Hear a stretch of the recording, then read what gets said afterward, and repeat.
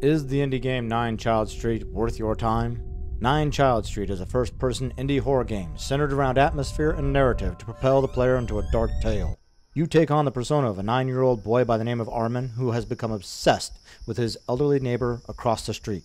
The neighbor has not been seen for some time, and on this particular night, Armin notices a light on in the home. Armin is determined to find the truth, so he decides to sneak out and investigate.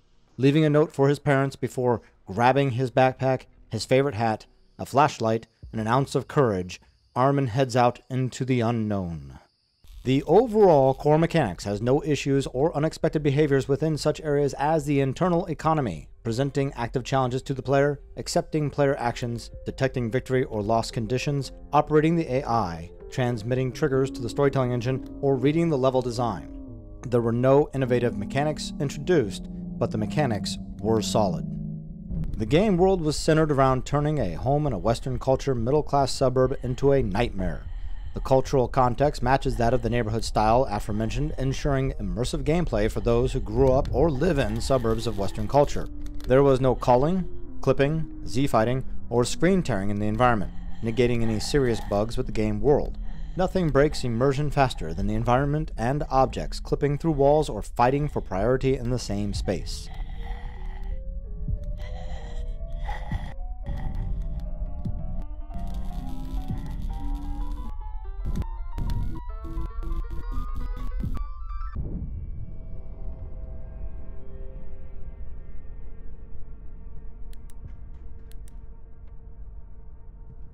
The style of artwork complements the atmosphere appropriately, most notably the children that you encounter in the home, which come off looking like they have plastic skin. Small spoiler alert, this artistic direction is very fitting for the narrative as the children within the home were being transformed into dolls by the old man. The audio, such as sound effects and voiceovers, are level and consistent.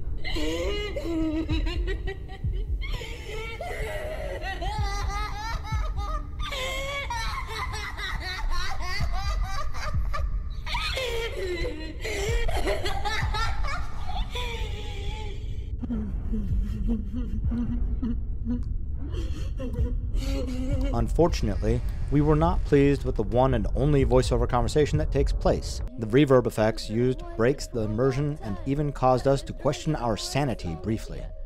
It's cold and scary. I have been searching for this toy for a long time, but I haven't found anything.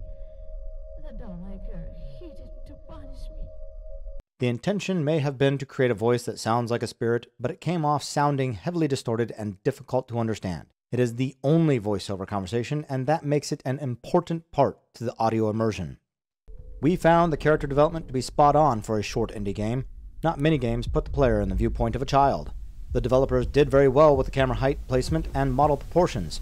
You feel as if you are seeing things from the point of view for a 9-year-old child. The clothing, symbolic objects, and names are appropriate for a child of 9 growing up in a middle-class Western suburb. There could have been more depth to the characters, though. More of the character backgrounds could have been built into lore found within the house.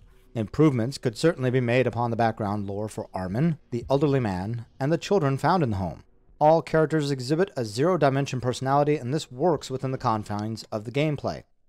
The voice and language, meaning the way the characters speak, particularly Armin, fits the expectation of a child raised in a middle-class home. We were conflicted with the storytelling and narrative, though. The story and narrative are credible and coherent, but have little dramatic meaningfulness. In other words, the story and narrative do little to draw the player into caring about their situation or that of the other characters they meet. The narrative does support the story, and the story was unique enough that it did not feel repetitive. However, the gameplay tension was not as strong as it could have been.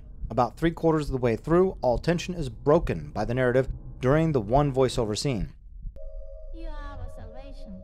It is not The child in this scene projects a situation of dire consequence to Armin. By the end of the conversation, that tension is removed, when it should persist to the end of the game. The conversation could help intensify gameplay tension, increasing the player's desire to survive. The user interface is easy to navigate, intuitive, and user-friendly. The main view during gameplay, being from the perspective of a child, is shown appropriately by the field of vision from the first-person point of view. The shell menu allows you to start a new game, load current game, control master volume, change look sensitivity, choose between 2 languages, and remove black bars at top and bottom. Unfortunately, if you want to remove the black bars to have a more immersive experience, this causes a conflict with the text that is displayed on the screen as the dialogue. When the black bars are removed, the text disappears into the game. A semi-opaque block of color should have been used behind the dialogue to make it readable at all times. The controls are typical for a game like this. The developers implemented tutorials at appropriate times, and there were no obscure or abnormal key bindings, making it easy to pick up and play. In this short of a game, the challenges are well thought out and complement the story and narrative. The actions in the gameplay are typical and expected in order to complete the challenges presented to the player. The game balance does fall a bit flat though. No player skill is necessary and no meaningful choices are presented to the player. The difficulty level stays consistent, but there are no choices provided to the player to make it more or less difficult. We notice several instances where more puzzles that engage the player's skill and additional choices in dialogue could impact the outcome, would improve the game balance, tension, and replayability. This particular indie horror game only has one level, the house you set out to investigate. Overall, the level design is well thought out. The only drawback was the reward or consequence dynamic. The developers missed the mark of ensuring the player feels the outcome may be favorable or unfavorable as it relates to the player's choices. The player encounters a moment in the narrative where you feel your choice may have consequences, but that is immediately removed shortly after during the cutscene conversation with one of the children. Despite areas of improvements with the narrative, game world, and game balance, the game is solid in its core mechanics, gameplay, level design, user interface, character development, and overall story.